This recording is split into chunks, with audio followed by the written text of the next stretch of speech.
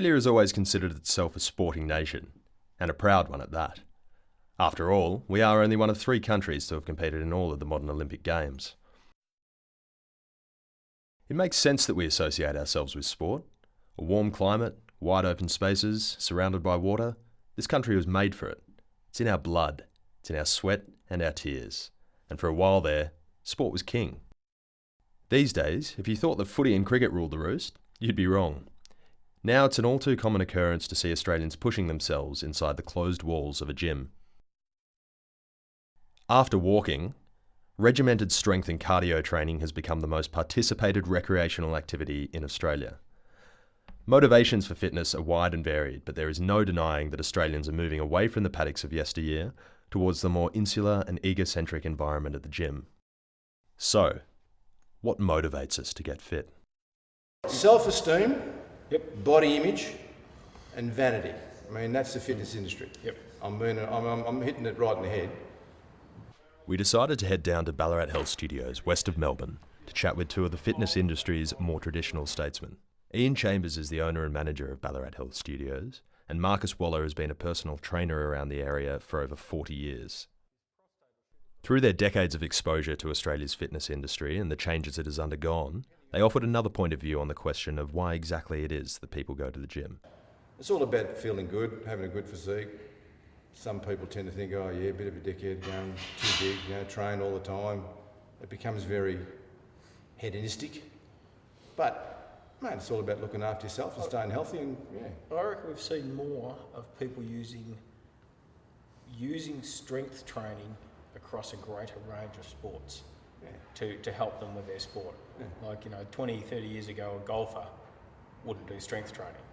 Now they'll do a specific training. Rowers probably not so much. They do a lot of rowing, but now they can do specific weights training. Even triathletes. Triathletes, everyone is now using it, and that's through the knowledge that's been gained over the years that they can come into a weights gym and use the weights, use the training programs, and adapt it to their specific sports. Jade Booth is the Development Coordinator at Fitness Australia, an organisation that presides over Australia's 27,000 registered fitness professionals.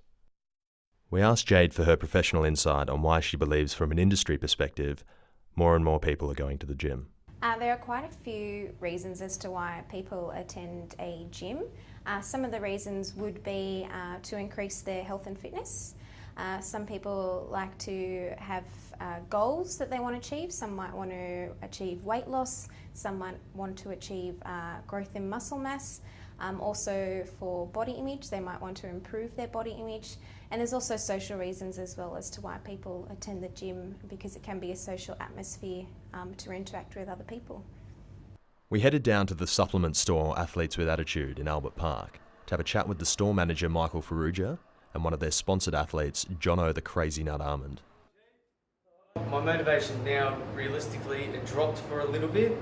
I needed a bit of a kick in the arse, and that's where even our sponsored athletes come into play. You see their side of things and how they're going, and you can really tell you're not doing it that hard. Obviously, they've got to cut weight. They've got some like I said, got to cut 11 kilos. Like in a week, that's unreal, and I don't know how they do it, but that's their goals.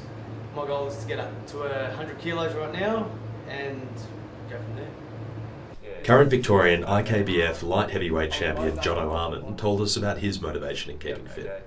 When I first got into fighting, I was more motivated because I saw all the guys on the Foxtel fight shows, shows like Evolution and all the combat sports, and I just thought, wow, geez, wouldn't it be great to be able to get that opportunity to do that. When I first started training, my very first gym that I trained at was actually up in the Northern Territory, and just really realised, coming from more of a football background, how fit you need to be able to do this. Just the endurance was just totally off the charts. So it was certainly a lot harder than just running a few laps and kicking the footy around. Like you're in the gym every single day, and the amount of energy and exertion that you use in such a short amount of time is just so explosive. So certainly need to get the fitness, strength and endurance right up to a high level. The role of the fitness facility in general has changed, I think. Going back decades, a lot of people viewed the gym as somewhere where you go to go and pump some iron, build muscle mass. Mainly it was men attending the gym at the time. There were females as well in group exercise. But it was just that perception, I should say, that everyone was just going there to build muscle. Whereas now the fitness facility does still cater for that part of the population that wants to build their muscle, but it also caters for health and fitness in general. Is all this gym going healthy? Children as young as 6, both girls and boys, have this perceived perception of body image, and they're starting to actually take extreme diet and exercise as young as that age. It wants to be a Schwarzenegger overnight. I mean, they want it too quick. This takes years and years of training. It's the achievement of the Adonis body is fine for a 30-minute photo shoot. As I said, it can be done, but that should be also weighed up against what that person looks like relaxed a day later when he's had a proper meal and a couple of glasses of water. And that should be portrayed more often to the younger, to the more impressionable people that think it can be like that all day, every day. You've got to learn to live as well. What I've seen change over now is, for women particularly, it's not just about being skinny now, it's being strong is the new skinny, is a new saying out there. And I'm starting to see in social media, particularly on Instagram and Twitter and Facebook, that pictures of women are of healthy women who are strong and muscly, whereas probably go 5 or 10 years back and it would have been all about being as skinny as you can be. So I think that's definitely something that's changed.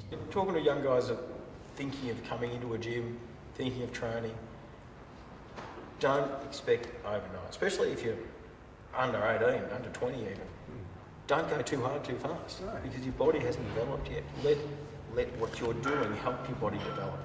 But don't go in too hard, because you will actually retard the development of your physical structure. Young guys, you know, whether they see, I guess, like a Ronnie Coleman type bodybuilder, or they watch their favourite, you know, they watch a Rocky movie and they think, yeah, I can do that, I'm going to come down and throw some punches and it's going to be just like that. And not at all. You know, it takes time, dedication, and it starts slow as well. You know, you've got to start slow. There's no point in getting someone fresh that you know, though they might be hungry and passionate, there's no point in getting someone fresh who's never really trained, for example, Muay Thai before, and throwing them into a class or throwing them into a level where I train at, because they're only going to go backwards. You know, it's small steps. It's just building blocks. You know, so yeah, you got to start small.